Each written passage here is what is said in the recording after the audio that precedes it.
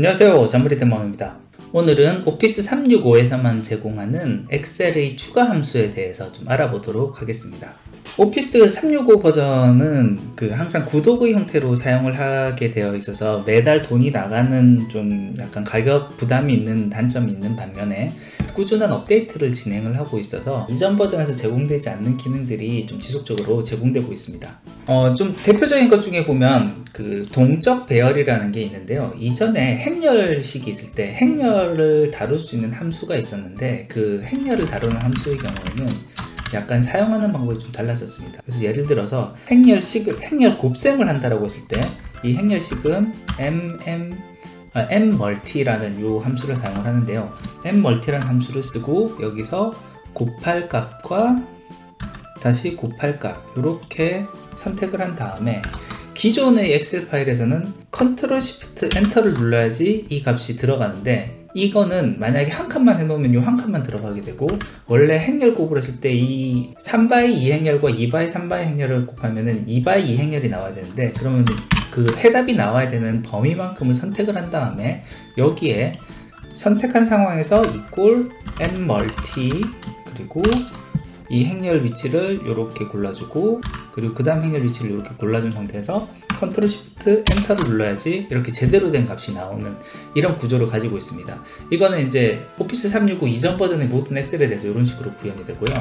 반면에 오피스 365 같은 경우에는 이 부분을 굳이 Ctrl Shift Enter를 누르는 식으로 행렬식이라는 걸 인식을 시켜주지 않더라도 답 자체가 행렬로 나오는 경우라면은 바로 정해진 행렬 칸만큼 칸을 지정을 해서 답을 구해주게 되어 있습니다. 그래서 이렇게 식을 만든 다음에 요 범위와 두 번째 범위를 선택한 다음에 엔터를 누르면 바로 이렇게 2x2까지 이렇게 같은 칸을 정해주고 이 정해진 값이 정확하게 입력이 되는 것을 볼 수 있습니다.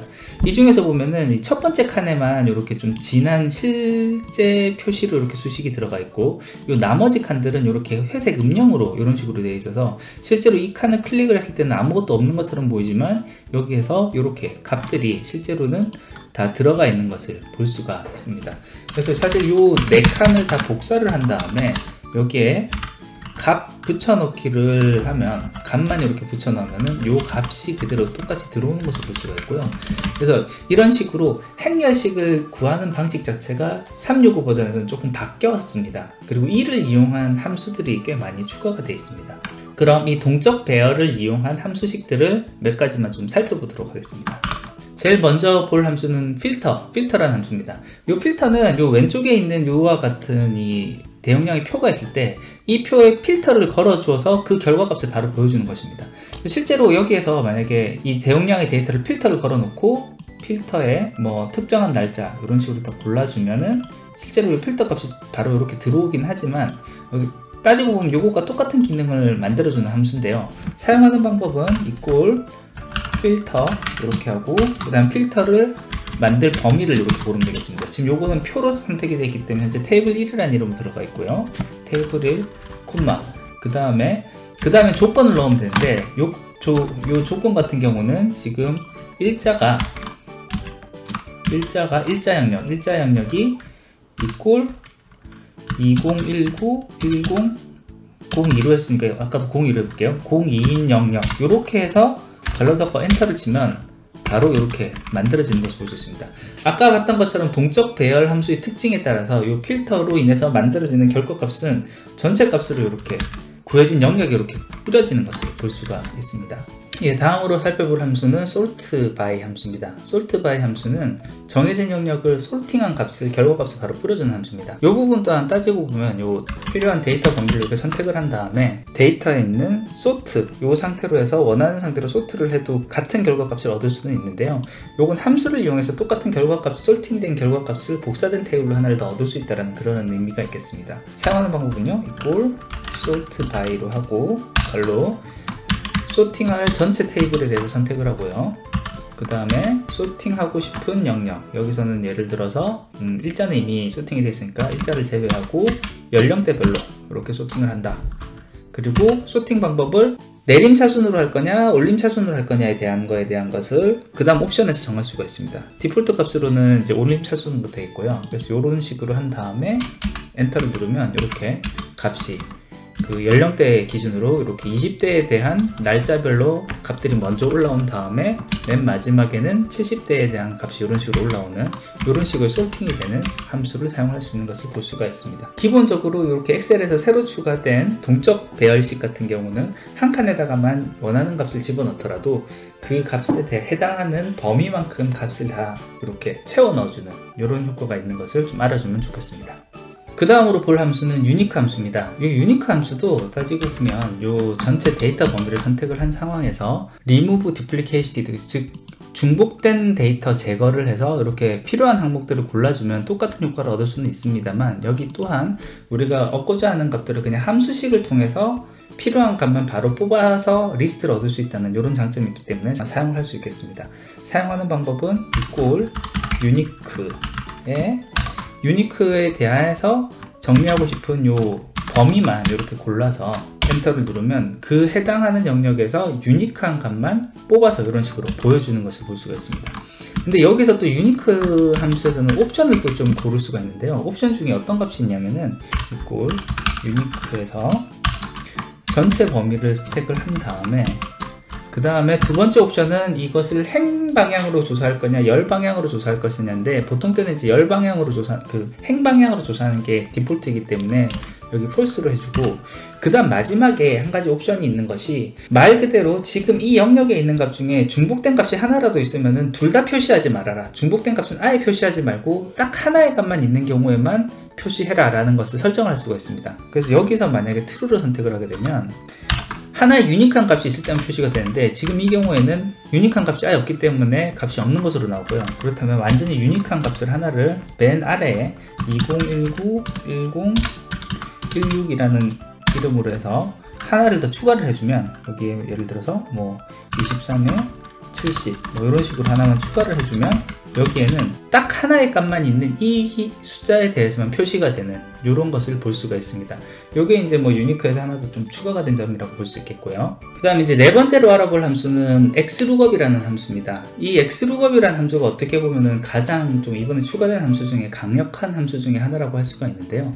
이 xlookup 함수 같은 경우는 기존에 엑셀 좀 사용하는 사람들이 가장 많이 사용하는 그 최애 함수 중에 하나인 vlookup 함수의 상위 호환 버전이라고 볼 수가 있습니다.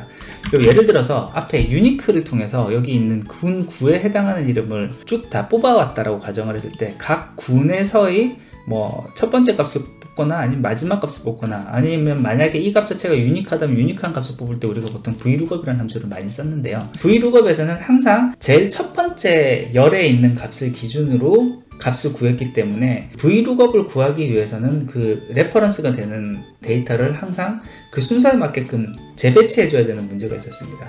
xlookup 함수의 사용법은 다음과 같습니다. equal xlookup으로 하고요, 찾을 값을 고르고 그 다음에 이 찾을 값에 대한 레인지를 이렇게 잡아주고요. 그 다음에 이 찾아 있는 값에서 어떤 값을 보여줄 것인지를 이렇게 레인지를 또 잡아서 보여주면 되겠습니다. 만약에 값을 찾지 못했을 경우에는 그 다음에 어떤 값을 넣을 것인지를 옵션으로 넣으면 되고, 이건 빈칸으로 둬도 되지만 여기서는 저는 그냥 쌍따옴표로 해서 완전히 공란으로 두게끔 이런 식으로 해줄 것이고요. 그 다음에 이게 완전히 일치하는 값으로 찾아야 된다는 옵션이 0번이기 때문에 이것도 0번으로 해두겠습니다. 아니면 이 생략을 해도 마찬가지로 이거는 이 옵션은 정확하게 일치해야지만 정확한 값을 돌려준다, 이런 식의 옵션이 적용되니까 그렇게 사용을 할 것이고요. 그 다음에 검색한 순서를 위에서부터 찾을 것이냐 뒤에서부터 찾을 것이냐에 대한 옵션인데, 우선 여기서는 빈칸으로 두면 역시 마찬가지로 처음부터 찾을 것입니다. 그래서 이제 요거는 1번으로 일단 두고 이렇게 해서 결과를 보도록 하겠습니다.